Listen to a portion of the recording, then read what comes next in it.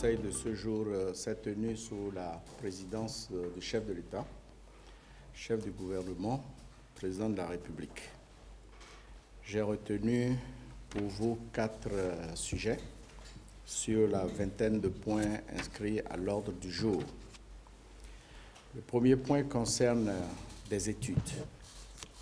Études de faisabilité technico-économique, environnementale, sociale et de sécurité routière pour l'aménagement du contournement nord-est et des berges de la lagune de Cotonou. Au nombre des projets phares de Bénin révélés dans le domaine des infrastructures et du cadre de vie figure la construction d'un axe routier de contournement nord-est de la ville de Cotonou, l'aménagement d'une voie portuaire, la réalisation d'une bretelle qui va relier la voie portuaire à l'axe de contournement nord-est de Cotonou, ainsi que l'aménagement des berges de la lagune de Cotonou. Pour engager la réalisation de ce projet de grande envergure, il faut d'abord disposer de tous les dossiers d'études techniques. Le bureau Aegis International, qui a de bonnes références en la matière, a été identifié.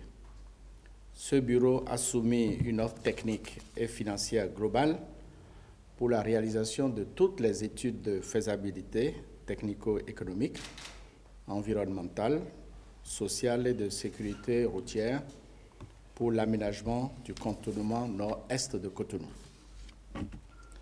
L'offre soumise par ce cabinet international comprend également l'assistance au maître d'ouvrage pour le recrutement d'un concessionnaire, l'identification des personnes qui seront affectées par le projet, l'évaluation du coût de leur indemnisation, ainsi que l'étude de trafic et de sensibilité au péage. Ce sera une voie à péage. Entre-temps, ce cabinet international Aegis International a été déclaré adjudicataire pour les études d'aménagement des berges. Aussi, en vue d'une bonne cohérence entre les deux études portant sur les mêmes zones, il a été décidé de les associer et de faire réaliser les études par le bureau Aegis International. Le coût de réalisation des études de faisabilité, d'avant-projet sommaire et d'avant-projet détaillé sur l'ensemble des itinéraires de ce projet d'envergure, après négociation, s'élève à 5 milliards de francs CFA. Les ministres concernés, notamment le ministre de l'économie et des finances et le ministre des infrastructures et des transports, ont donc été instruits à l'effet de signer le contrat de marché y relatif. Nous en avons pour 9 mois. Étude complète terminée, donc le projet sera engagé en janvier 2018. Deuxième dossier. Exécution des travaux d'aménagement et de bitumage de certains axes routiers en mode BOT.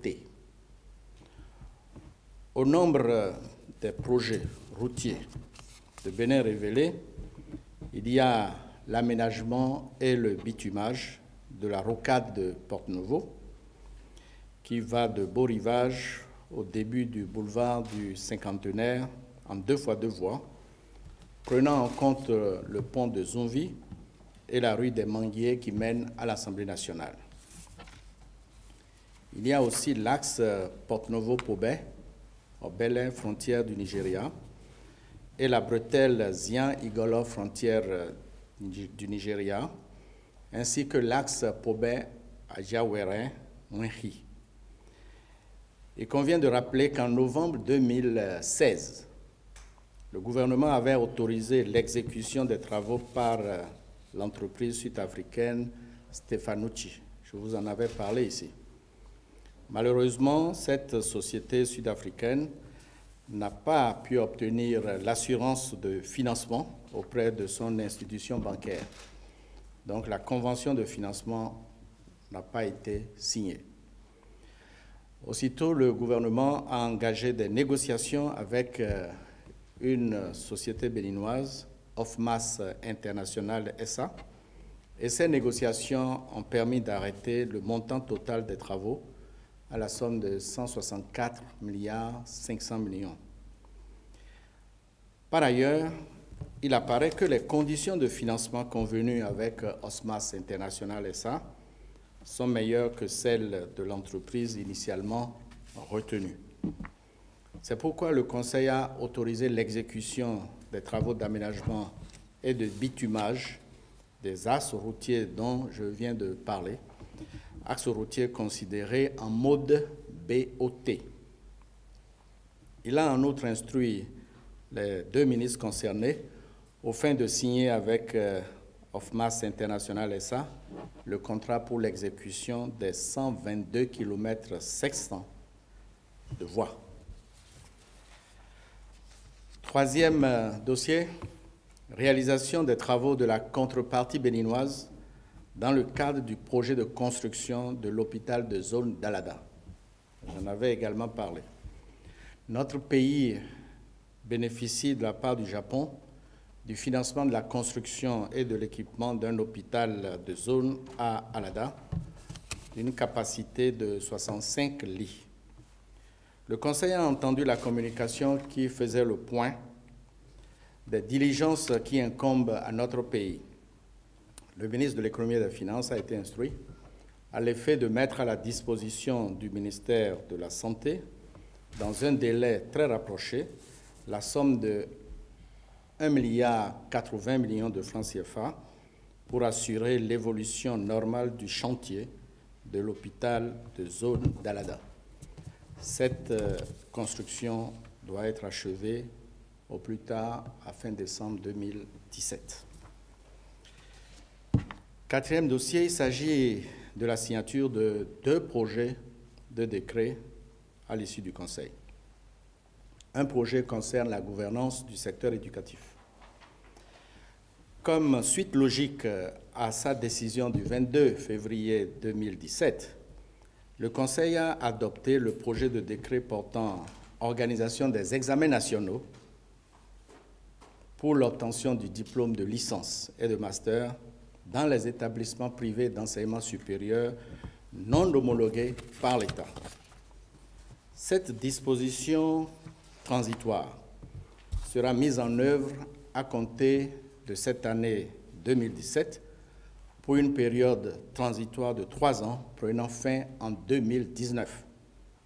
Dans l'intervalle, les établissements privés d'enseignement supérieur concernés devront réunir toutes les conditions réglementaires pour leur homologation.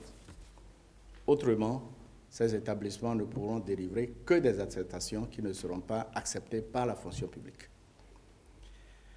Deuxième décret, il concerne la gouvernance du secteur forestier. Pour donner corps à cette décision du 1er mars 2017, le Conseil a adopté le projet de décret portant nouvelles mesures d'exploitation, de commercialisation, d'exportation du bois et des produits finis de bois en République du Bénin.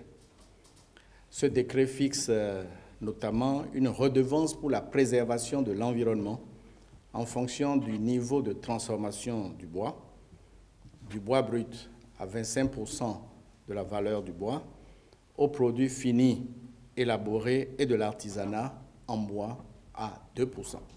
Donc les redevances varient entre 25% et 2%. Voilà l'essentiel des délibérations de ce Conseil d'aujourd'hui. Je vous remercie.